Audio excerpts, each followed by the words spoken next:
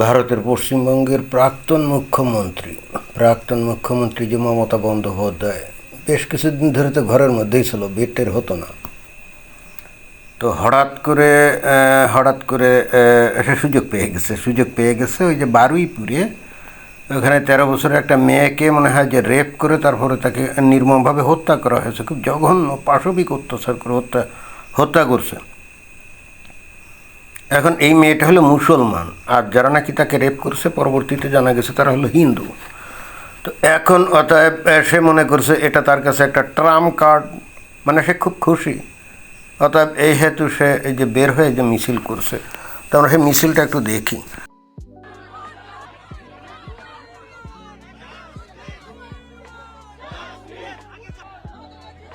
We want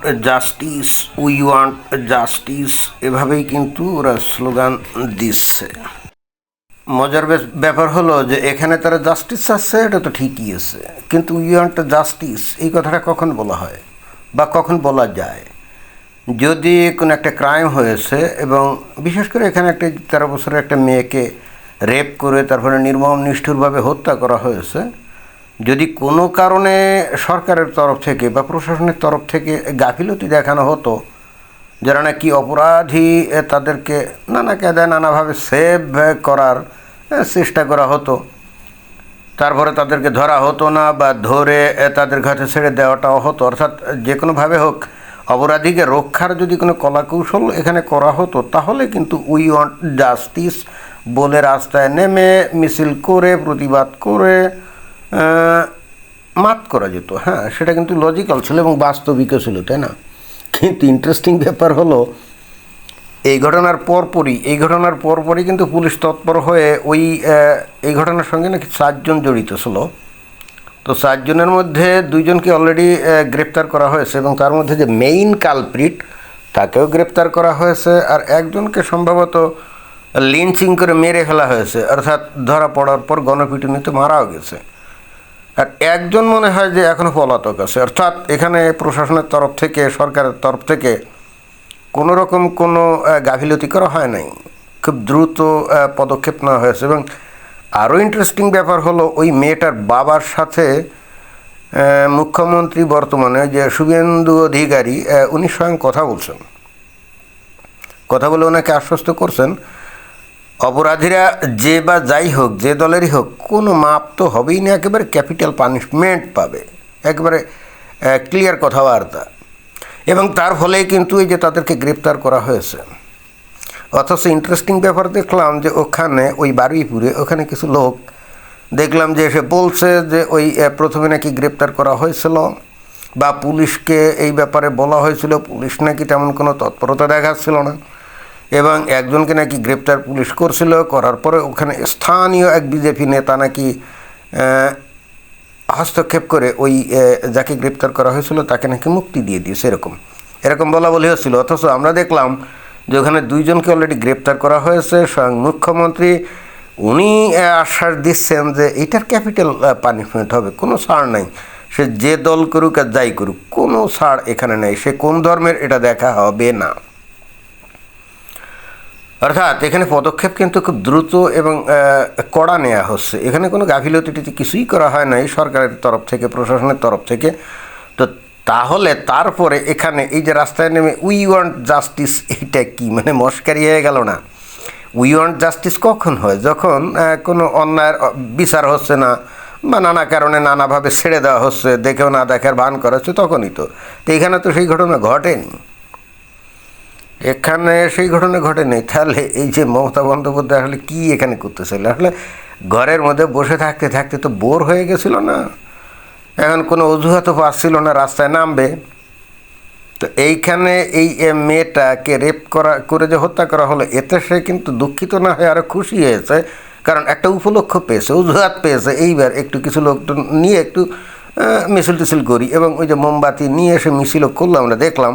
but লোকজন কিন্তু তেমন না, আর আগের মতো লোকজনের সেই উৎসাহও নাই। আগে যেমন তার একটা মিছিল হলে বড় বড় কত নেতা তারা এসে তার পাশে থাকার জন্য কত করতো, তাই না, যে প্রতিযোগিতা করতো।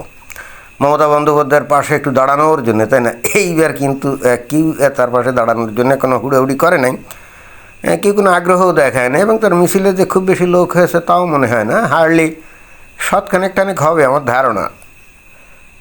আবার ওই যে ক্যামেরার কারসাজি আছে না, অল্প কিছু লোক হলো এমনভাবে ক্যামেরা ধরা হয়েছে মনে হচ্ছে কয়েক শত লোক, কিন্তু আমার কাছে মনে হয় না 100 হবে, খুবই অল্প, হয়তো 50, 60, 70 জন হতে পারে। তো অর্থাৎ এই মাত্র 1.5 মাসও হয়নি ক্ষমতা থেকে চলে গেছে, তাই না? এবং বিরোধী দলীয় নেত্রীও না, আসলে সে তো যেতে নেই।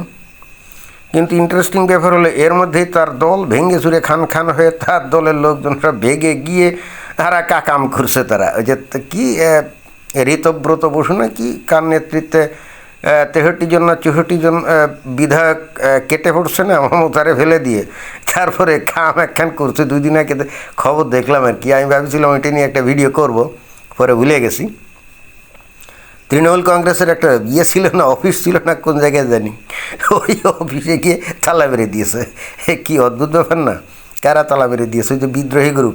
এবং যারা বলছে এই অফিস আমাদের, এবং আমরাই হলাম অরিজিনাল তৃণমূল কংগ্রেস, অতএব এই অফিস হলো আমাদের, এবং তারপরে তালা মেরে দিয়ে ওখান থেকে চলে গেছে। তো পরবর্তীতে যে ওই মমতা বন্দ্যোপাধ্যায়ের যে 2-4 জন আছে না, এখন আছে, তো ওরা কিসের আশায় মমতার পাশ ঘরে কে জানে, কোনো একটা কেসে ফাঁসিয়ে দিয়ে পুলিশ দিয়ে 2টা শান্টিং দিলেই তারাও মমতাকে ছেড়ে ভাগবে, এতে কোনো সন্দেহ নেই। তো তারা দেখলাম যে পরে আসছে, এসে তারপরে সেখানে সাংবাদিক, স্বাভাবিকভাবে সাংবাদিক তো ওখানে থাকবেই, তাই না? কারণ এটা তো হেভি মজা পাচ্ছে না লোকজন। এখন এগুলো তো আসলে কোনো মানে গুরুত্বপূর্ণ খবর না, বাট বিনোদনের জন্য তো খুব মজাদার, তাই না? সাংবাদিক গিয়ে হাজির হয়েছে, তারা বলছে যে মমতা বন্দ্যোপাধ্যায়ের সাথে যারা ঘরে তাদের কী ব্যাপার, আপনারা আসছেন। তো ওইখানে ওই ভিডিওতে এটাও দেখলাম যে ওখানে যে পুলিশের সাথে তর্কাতর্কি হচ্ছে, তো পুলিশ বলছে তালা মেরে গেছে, এটা ভাঙ্গা যাবে না। তখন আবার এরা বলছে আমরা পিছনে তো যে তালা আছে ওটা চাবি তো আমাদের কাছে, তাহলে ওইটা দিয়ে ঢুকি। আমার মনে হয় যে ঋতব্রত দল ওই পিছনে যে একটা তালা আছে এটা মনে ছিল না, থাকলে নিশ্চয়ই সেখানেও একটা লাগাতো, তাই না? তাড়াহুড়ো করে চলে গেছে। তো বললো, পুলিশ বললো না না সেটাও হবে না, যে অবস্থায় আছে এভাবেই থাকবে। তো এই জন্য দেখলাম যে মমতার দলের লোকজন বললো যে পুলিশও এখন সরকারের কথা শুনে চলছে, ঋতব্রত দলও সরকারের কথা শুনে চলছে। হ্যাঁ, তা তো চলতেই পারে। মমতা ব্যানার্জি আপনিও তো ওই কংগ্রেস ভেঙে তারপরে কত কি লীলা খেলা দেখিয়েছেন, তাই না? শুভেন্দু অধিকারী আপনারই শিষ্য না, মাল তো আপনার দেখানো পথেই তো এই কাম করছে, মানে এই আপনার দল ভেঙে চুরে খান খান করে দিয়েছে, তাই না? তো এখন আপনি সুযোগ বুঝে একটা মিছিল বাইর করছেন, কিন্তু লোকজন তো ভাসে নাই। আর আপনি মনে করিয়েন না মমতা বন্দ্যোপাধ্যায় 15 বছর ধরে আপনি আর আপনার ভাইপো এবং আপনার সাংঘাতগুলোরে নিয়ে যেভাবে লুটপাট করছেন, এরপরে আপনি স্ট্যান্ডবাজি করলে ওই পশ্চিমবঙ্গের লোক আবার ভুলে আপনার পিছনে এসে দাঁড়াবে। জি না, আপনি যে কি লক্ষ্মী ভাণ্ডার টান্ডার কি দিয়ে মানুষকে একটু খুশি করতেন না, তো বিজেপি তো আপনার থেকে দ্বিগুণ টাকা, মানে আপনি দিতেন কত, 1,500 না? বিজেপি সরকার তো দেখি 3,000 টাকা দিচ্ছে কি অন্নপূর্ণা ভাণ্ডারের নামে। তো যে লীলা দিয়ে, যে কৌশল দিয়ে আপনি মানুষদেরকে রাখতেন নিজের কুক্ষিগত করে, তাই না? তো আপনার থেকে দ্বিগুণ টাকা দিয়ে কিন্তু বিজেপি ওই খেলা শুরু করছে। তো তাহলে পাবলিক আপনার দলে যাবে কেন? আপনার কোনো ভবিষ্যৎ নাই, এবং ভবিষ্যতে হয়তো আপনাকে জেল হাজতে যেতে হতে পারে। আর আপনার ভাইপো প্রাণপণে চেষ্টা করছে কীভাবে ভারত ছেড়ে ভেগে যাওয়া যায়, মানে আপ্রাণ চেষ্টা করছে, হাজার হাজার কোটি টাকা বাইরে বিদেশে পাচার করছে না, সে এখন চিন্তা করছে তার তো আর ভারতে ভবিষ্যৎ নেই, তাহলে যে টাকাটুকু বাইরে পাচার করা হয়েছে তো বাইরে গিয়ে এর রঙ্গতামাশায় জীবনযাপন করুক, তাই না?